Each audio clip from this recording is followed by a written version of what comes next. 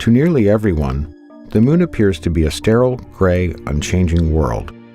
But while the moon has remained largely unchanged during human history, our own understanding of it has evolved dramatically. Thanks to new observations, we now have not only unprecedented views of its surface, but a whole new tour of the moon that shows how both it and other rocky planets in our solar system have been shaped over billions of years. We'll start with one of the largest impacts, Oriental Basin, a feature that's as wide as the distance from New York City to Cincinnati. Using new elevation measurements, we can clearly see the effects of what is likely the last giant impact event in lunar history, with its outer mountain rings rising many kilometers above the lowest points inside the crater. The interiors of some craters in the moon's polar regions, like Shackleton, haven't seen sunlight in over 2 billion years. However, new measurements have created our best yet maps of these types of craters, allowing us to see deep into the shadows of this surprisingly young-looking impact crater in the south that's more than twice as deep as the Grand Canyon. Some impacts are invisible for other reasons. Although the ancient South Pole Aitken Basin is difficult to see from orbit because it is so large, new LRO topography maps reveal the largest impact basin in the Earth-Moon system, measuring several kilometers in depth and around 2,500 kilometers in diameter. Only the Hellas Basin on Mars rivals it in size. One of the youngest large-scale impacts on the Moon is the Tycho crater. This fresh crater may have formed only 108 million years ago, when dinosaurs roamed the Earth.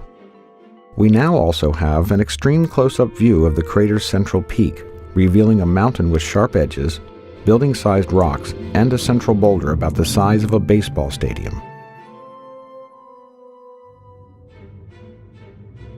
The Aristarchus Plateau is another recent lunar formation that has long interested scientists and astronomers.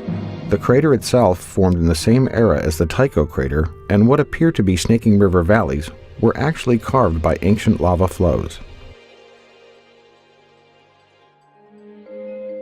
Next, we arrive at Mare Serenitatis on the near side of the Moon. In December of 1972, the crew of Apollo 17 landed in the Taurus Littrow Valley, marking the last time humans have visited the surface of the Moon.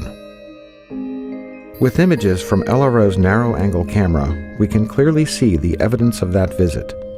In this image, you can easily see the base of the lunar lander, along with the lunar rover, parked far from the blastoff zone.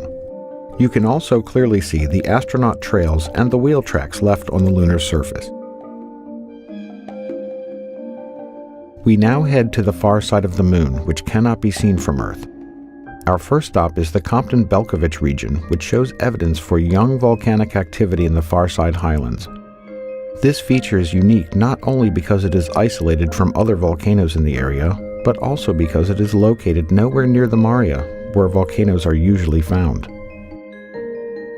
Also, on the far side, we find the Jackson crater, which, like the Tycho crater on the near side, has an extensive and complex ray system. In fact, this crater is often considered to be like a twin to Tycho. Finally, the Tsiolkovsky crater stands out as an excellent example of a far-side crater filled with a sea of ancient lava, known as a mare.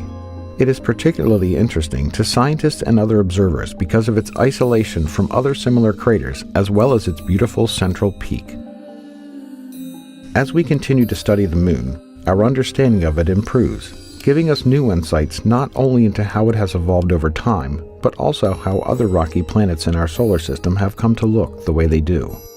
With new missions, new instruments, and new technologies, we will continue to improve our knowledge of the Moon and better understand the history of our solar system.